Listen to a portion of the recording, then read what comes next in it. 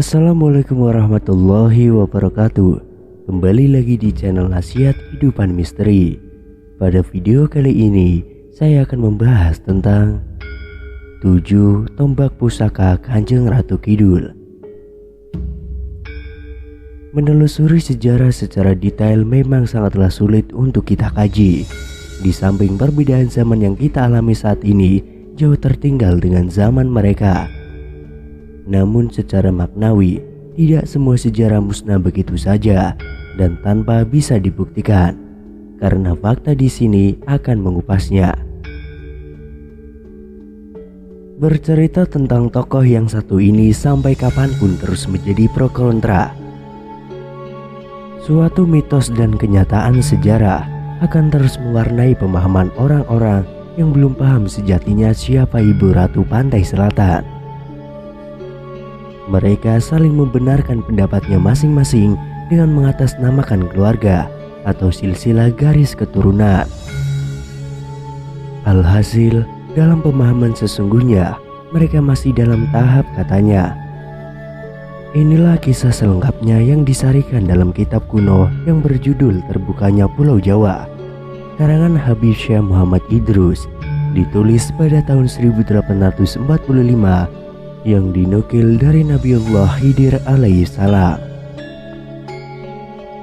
Kisah perempuan yang semasa hidupnya ngahyang atau rai bermula dari istri Nabiullah Sulaiman alaihissalam yang bernama Ratu Bilqis.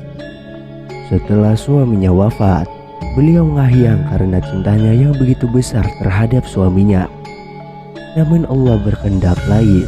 Beliau akhirnya ditempatkan menjadi Ratu Laut Selatan di bawah perintah Nabiullah Khidir alaihissalam. Ia mengepalai seluruh Abdul Jamud, Ahmar, Abyad, Korin, dan Januh di wilayah Timur Tengah, dan juga Nyimas Ayu Nilam dan Kencana Wungu atau Dewi Sekarwangi atau Dewi Nawang Wulan, istri Jaka Tarub yang kini menjadi Ratu Pantai Selatan bagian Cilacap. Siti Aisyah atau Dewi Pembanyun atau Nyimas Rara Ayu, Pokesi, keturunan Demak yang ibunya dinikahi oleh Prabu Siliwangi. Beliau pada akhirnya ngahyang dan menjadi Ratu Pantai Selatan bagian Demak, Yogyakarta, dan Solo. Dewi Nawang dan Nawang Sari, putri dari Prabu Siliwangi yang menikah dengan Ratu Palaga Inggris, beliau juga ngahyang dan menjadi penguasa Pantai Selatan setelah kerajaan ayahandanya raib akibat ditanam lidi lanang.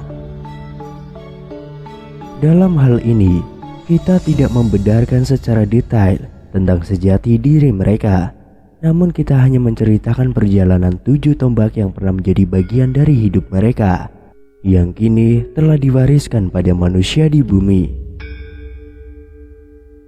Yang pertama, tombak cakra langit atau tombak kesyahidan. Motif lurus dengan kinata emas murni berbentuk jangkar melingkar. Di tengah badan menjulang 4 tombak kecil melingkari kepala dengan kinanta berlian red diamond memutar. Tombak ini diberikan kepada Kanjeng Sunan Kalijaga untuk melawan kesaktian Prabu Siliwangi atas perintah Prabu Pranatagama Tajuddin Syarif Hidayatullah atau Sunan Gunung Jati dalam menyebarkan ajaran Islam. Dan tombak ini sebagai cindera mata perkawinannya dengan Dewi Nawang Wulan dengan Sunan Kalijaga. Silsilah tombak cakra langit akhirnya turun-temurun diwariskan kepada Ahlul Khosois, diantaranya Qutbul Atbal, Syekh Malakah Tajuddin, Makassar, Qutbul Muqayyad, Syekh Hashim bin Asy'ari, Aceh yang diturunkan kepada muridnya Ahmad Syuyuti bin Jamal, Kalimantan, Qutbul Autad bin Zumhur Ulama, Ki Tolha Kalisapu, Mbah Hamid, Ki Panjul, dan kini berada di tangan Min Ahlillah Kurbatul, wilayah Syariatul Khotam, namun sayang tidak boleh dipublikasikan. Yang kedua, tombak Punjul Wilayah atau tombak Antakusuma. Tombak ini diberikan kepada putrinya Andini sebagai lambang dari tata istananya yang kemudian hari diberikan kepada suaminya Dampuk Awu. lalu diturunkan kepada putrandanya yang bernama Raden Said atau Pangeran Lung Bendah Jaya Negara. Dari Raden Said akhirnya berpindah tangan karena dicuri oleh segerombolan arilan hitam yang mengatasnamakan perguruan Kijang Kencana yang dikepalai oleh murid sakti Pangeran Ambusana, Waleri, Jawa Tengah.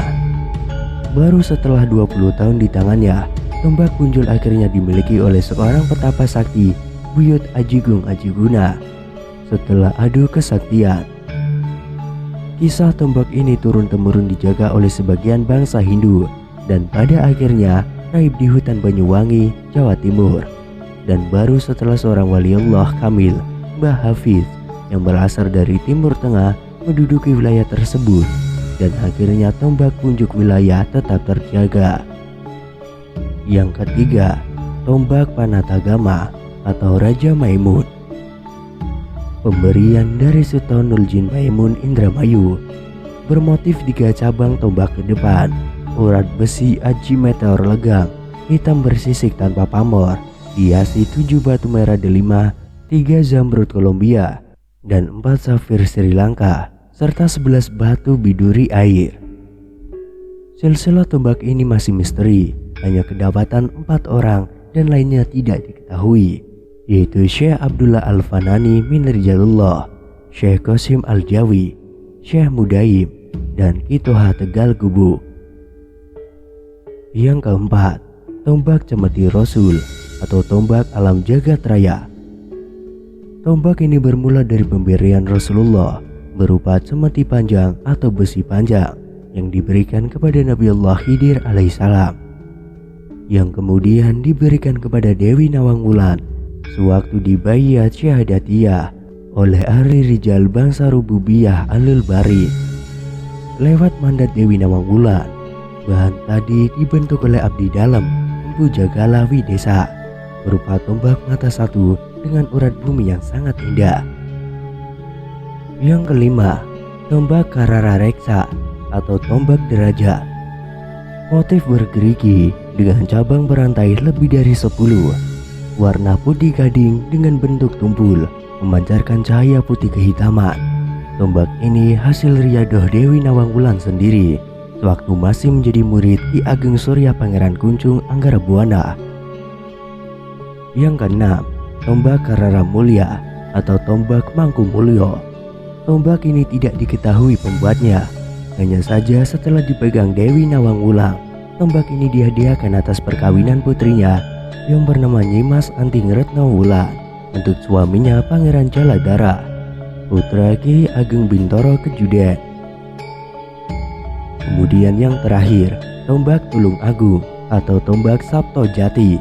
Tombak ini diwariskan secara langsung dari tangan Dewi Nawang Wulan sebagai tanda terima kasihnya atas keluhuran derajat Habib Hussein yang mau menyelamatkan Pekalongan dari amukan tsunami hingga tidak sampai terjadi.